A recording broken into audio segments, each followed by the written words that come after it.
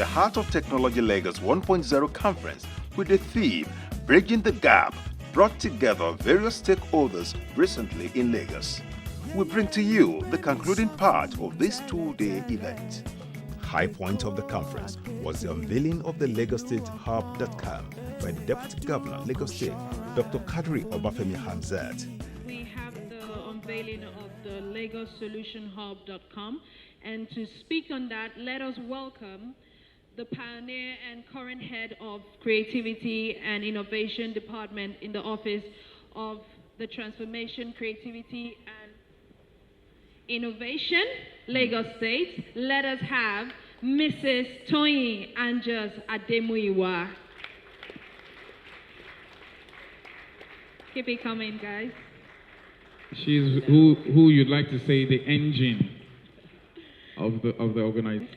And basically what the solution is going to be, and what the website's about, is you submitting your creative and innovative solutions that could solve our problems. And what is the take?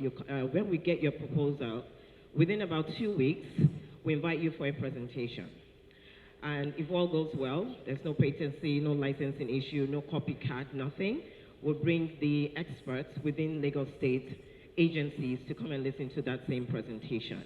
And if all is well, the final stage is for you to go to either ESCO or to see our strategic partners on creativity and innovation. All of this takes place within 90 working days, provided you do your due diligence. So ladies and gentlemen, before I continue, I would like to invite the essay on innovation and technology, Olatubosun Alake, to the stage. Round of applause, please. I don't even know what to say.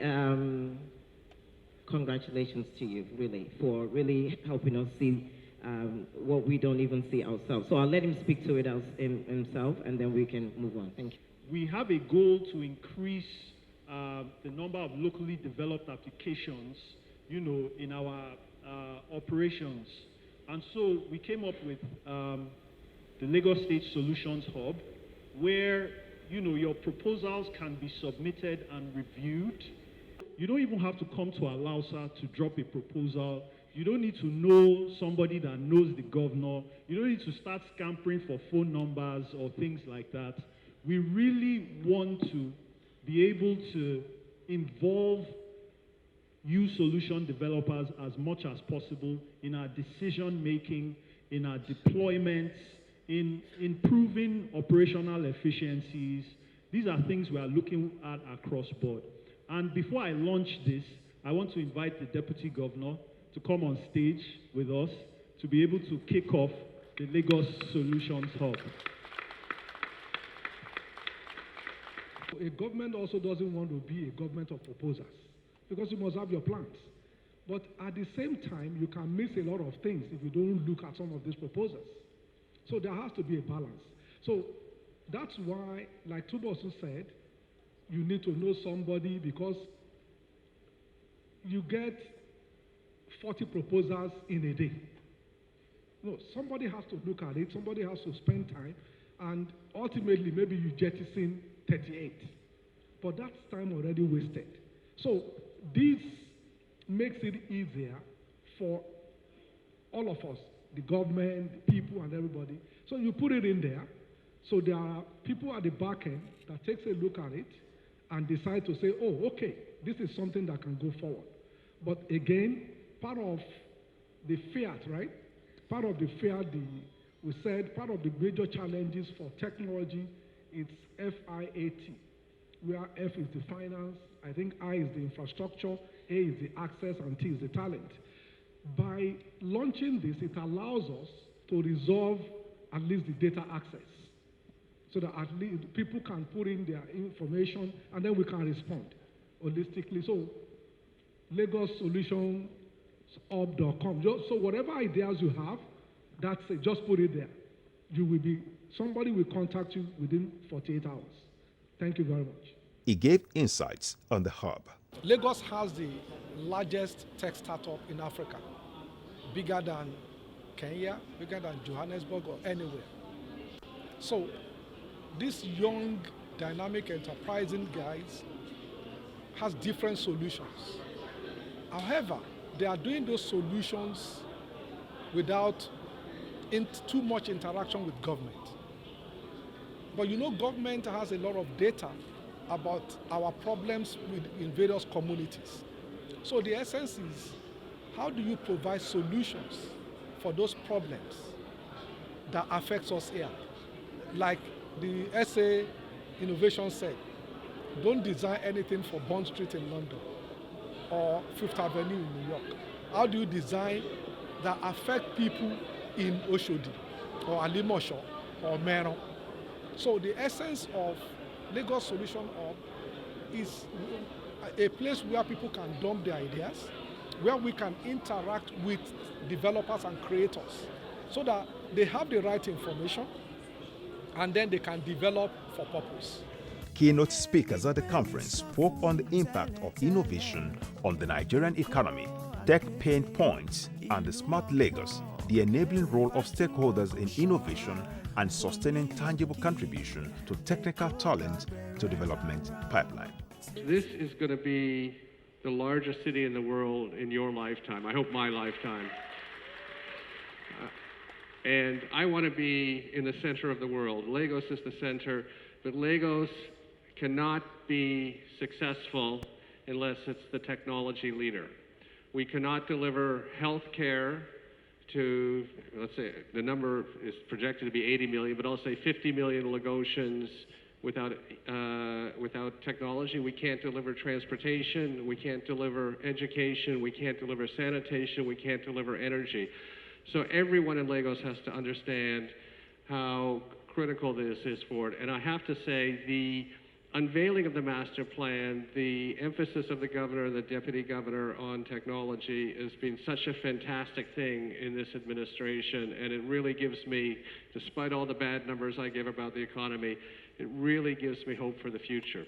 So let me, and I'm not going anywhere, I'm paid in Naira. I used to say I have a mortgage. I managed to pay off my mortgage at 21% on that, but you know, I am just so happy to be in Lagos at this time. So let me just, I won't go through all of my slides because I mean, it's all available on that, but I wanted to start out by saying I do stand up a lot in this country and talk about our low GDP growth.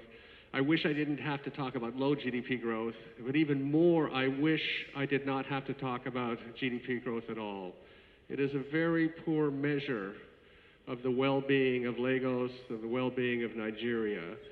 I would prefer that we talk about the impact of these technologies on the Sustainable Development Goals. So I'm sure many people are familiar with this, but this is one of the best constructs ever to come out of the UN, which is what really matters to people and what we should be focused on and what we should be measuring in Lagos and Nigeria. So there's 17 goals, zero hunger being one of them, quality education, clean water and sanitation, climate action, housing. This, I urge the governor and the deputy governor and Lagos State to think about, can we be the first place in the world that stops putting out the GDP measure as the primary number? It's a very important time to be talking about technology innovation in the state and how technology can really bring about transformation. The theme that I was given is the tech, the tension or pain points, and smart Lagos. And I'll be focusing very much on building a tech-enabled city and looking at the opportunities for a thriving digital economy. Now, this is our lovely city called Lagos. It's an exciting city, bustling with energy, growing, and in reality, the beating heart of Nigeria and the business center. From just looking at some of the numbers, it's a city with over 20 million people, and some statistics would say 25 million, growing at a fast rate. We're looking at an average of 600,000 people added every year to the population. It's also one of the smallest states in the country in terms of geographical area, and so there's a large population density, about 4,000 kilometers, 4,000 persons per square meter. Now, of course, the implications of these are challenges like congestion, traffic, and I've heard that talked about, and some of you experienced the traffic this morning, pollution, and other challenges you'll have in a growing city. If we look at some of the financial numbers, we know that the 2020 budget is 1.1 trillion naira, which by Nigerian standards would seem like a lot, especially when you consider that the national budget is about 9 trillion. However, if you actually put this in context and look at 20 million people and spread this among the 20 million people, then you're looking at an average of 40,000 naira per year to provide government services, to provide healthcare, education, and so on and so forth. And so in the wake of this reality, cities that are looking to foster development and value creation would need to really think about two things. One is, how do you drive revenue growth? And how do you reduce costs? How do you drive revenue growth? Creating more jobs, increasing the number of transactions, enabling more people to participate in the economy, which in turn increases government revenue that can then be directed into more infrastructure projects. Or cost reduction, looking at how can you reduce the cost of delivering government services? How can you provide more affordable health care? How can you provide high quality education at scale? The reality of today is that technology actually offers a way to address a number of these challenges. Starting with education. When we talk about education, two things are paramount. One is, how do we get good quality content? And then two, how do we enhance the quality of teaching? Make sure that people are getting high quality material delivered in a high quality way. And the higher the quality of teaching, what we see today is that the more expensive the education. But with technology, we can actually provide access to world-class content at scale. And we're already seeing these kinds of solutions available today. There are several e-learning platforms that cover a range of subjects. These can be locally created, and there are some solutions already looking at existing curricula and creating content to meet the requirements of the curricula, putting them online, or leveraging existing platforms. For example, there's Khan Academy, which provides a whole range of curricula from different subjects, from the humanities to the sciences, from primary to secondary, and in some cases, tertiary institutions. There's Udacity, there's Pluralsight. There are quite a few of these solutions that are available online. And government has a unique position to be able to negotiate volume discounts and make these available to people either free, preferably free, but maybe free or at very little cost. Already, we have cases of artificial intelligence and machine learning being applied to support young children to learn how to read and write. I'm going to play a video now that shows an example of this. This is an app that we launched at Google for Nigeria this year in July, and it uses machine learning to actually walk children through being able to read, providing corrections, providing encouragement, providing rewards, and so on and so forth.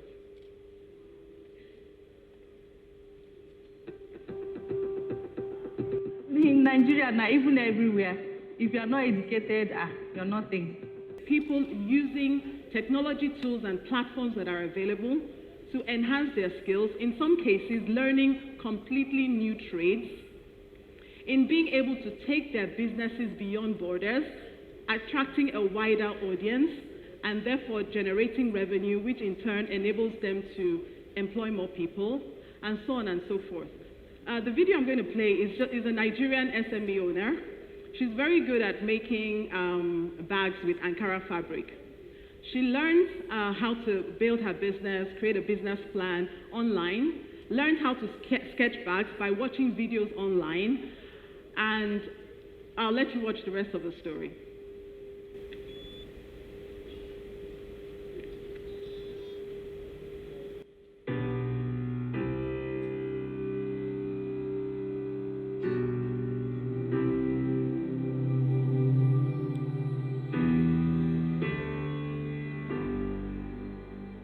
So many great things have happened in my life and in my business.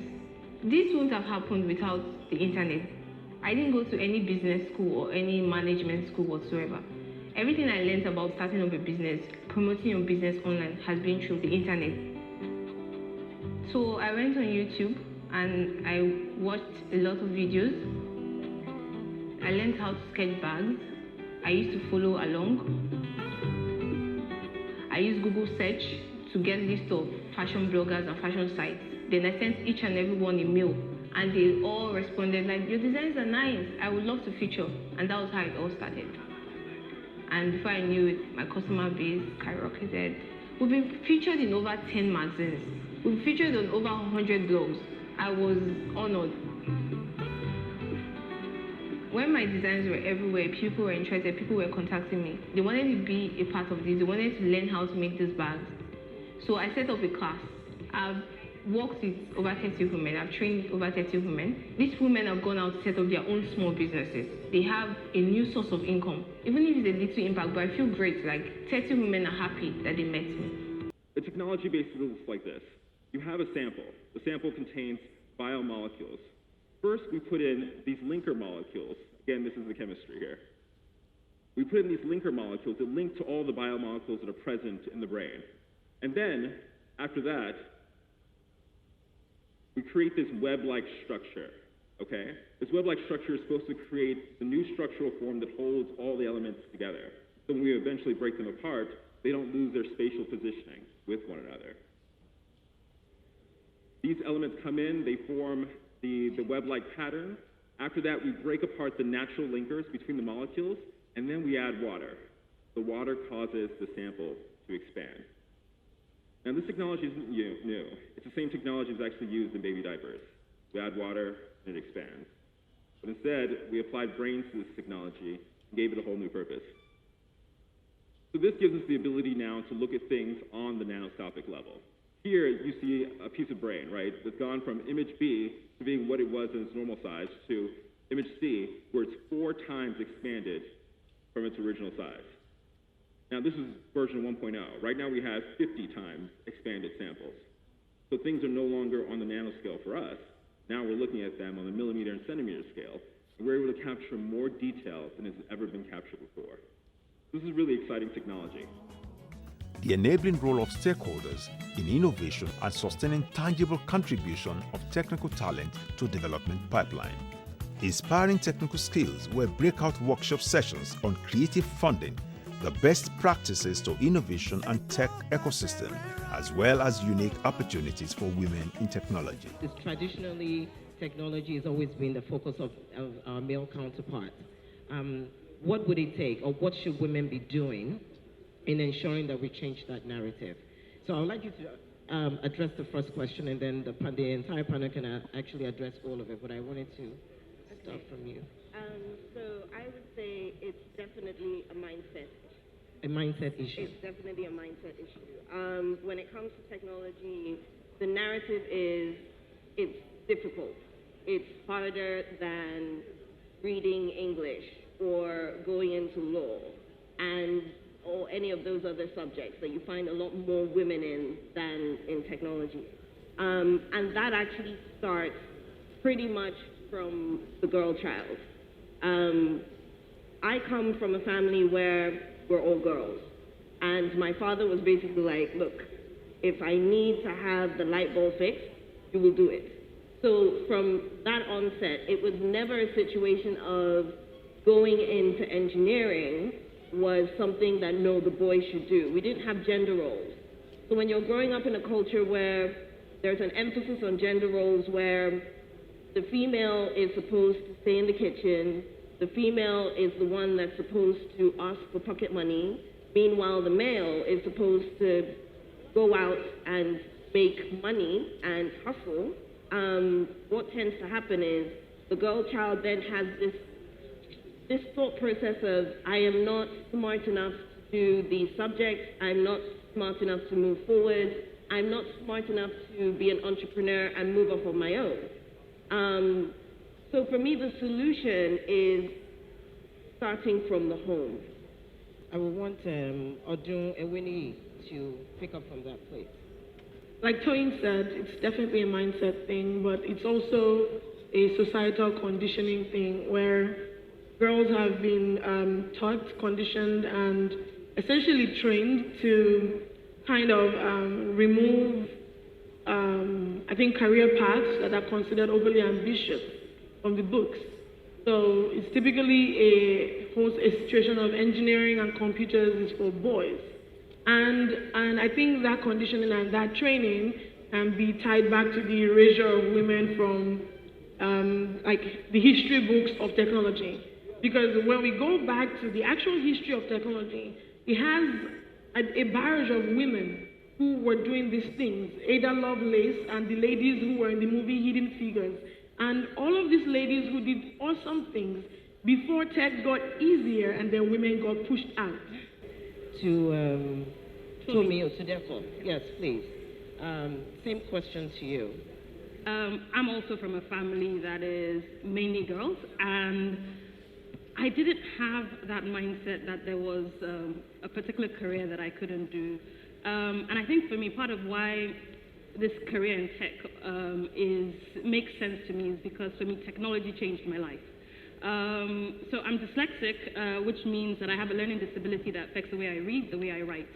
And I was about 10 when I was diagnosed. And by 10, I was lucky that I had teachers and I had parents that kind of gave me a way to address it. And it was technology that did that.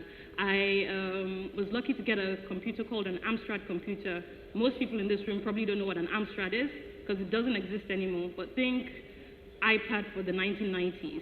And what that did for me was I was in class and I was able to type and I was able to follow. Because if I write, as I am right now, if I write, I can't read my handwriting.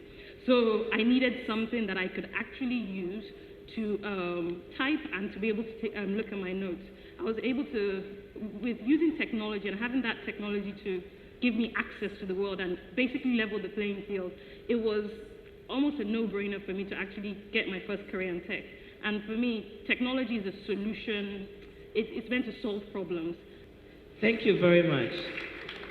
So it appears that your experience and perception is important. You know, our perception as human beings is important to us. And then when you've been in that space and you can see the strength that you brought to your career, because you had to make a conscious decision as to what you wanted to do. And I think for a lot of women in this country, especially in the tech space, even those that are in it, that are in, you know, starting from at the beginning of their career, there's still that stigma or that label of why are you in the space, because it's still a male-dominant space. So the reason why I needed you to talk about your experience and your perception, and I think it's important for our young women in the audience to figure out where they want to pick up from. So basically, you know, the panelist is saying, if you work on your mindset, basically, right, it doesn't matter what the world defines what your success is supposed to be, right? It doesn't matter what the world decides what your space should look like. Once you use the tools that you have, which starts with the mind, and ultimately you can do whatever it is that you want. Some of the participants at the conference bared their minds. It has opened my eyes to see what Lagos State government is doing to help Lagos to become a smart city, in the sense that for them to have taken this step, which I hardly saw in the past, in order for, you know, for Lagos to become technologically advanced more than we were before. It's one take, for me. And another one is the fact that the government of Lagos State is ready to, to partner with other technologically advanced countries to help us here. We have all it takes here. We have talented people here who can benefit from this program that the government is doing today and what they plan to do for our state in the future. I used to think that technology would take just from people, but from this program now, I'm more educated that, in fact, technology will give more, we help solve more problems and make life easy for people, and, indirectly it's helping the economy as well. I come to realize that ICT has surpassed oil and gas in Nigeria in terms of GDP, and there is nothing you can do without technology presently, and that is why I'm here. Whether you are illiterate or literate, everybody needs technology.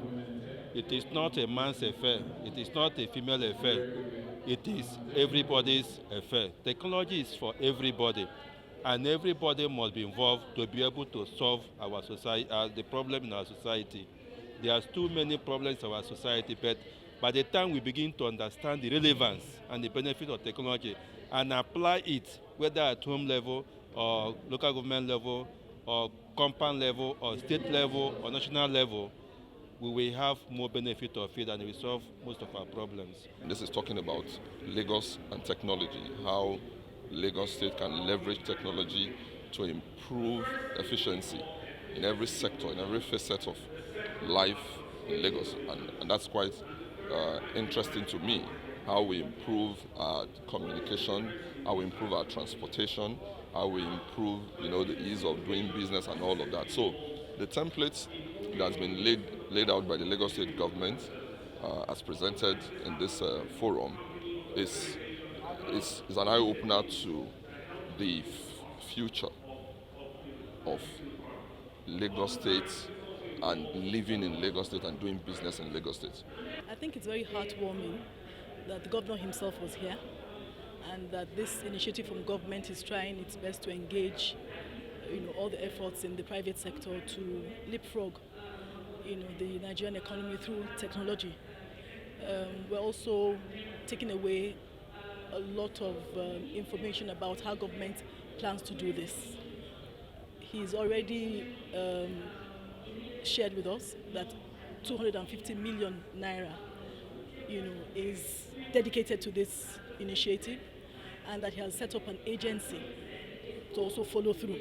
So it means the government is really, really focused on ensuring that this initiative is well harnessed and successful. We live in a world of digital economy, digital trade, and if the developers are able to hold this opportunity as seriously as they can, it means that Nigeria can start to, develop their own homegrown. I know we're already there, but government helping leapfrog that sector will also ensure that all the local content we need to see in the value chain is there. This Art of Tech Lagos is really a great experience for me because personally I've gotten new insights I personally as an entrepreneur never had, and I like the innovative approach the Lagos State government and his advisors are actually taking to tackle the problems we are currently facing in Lagos, Nigeria. The implementation of AI and the implementation of technology in diverse ways and creation of innovation hubs in strategic location in Lagos, it's really a good approach to tackle our problems. I really think it's great for our government to do that. The Heart of Technology Lagos 1.0 is a strategy designed to solve the developmental problems experienced in Lagos through home-based innovative technological solutions. The conference was also an intellectual engagement between the state government and the tech community in Lagos to create a better tech-savvy Lagos.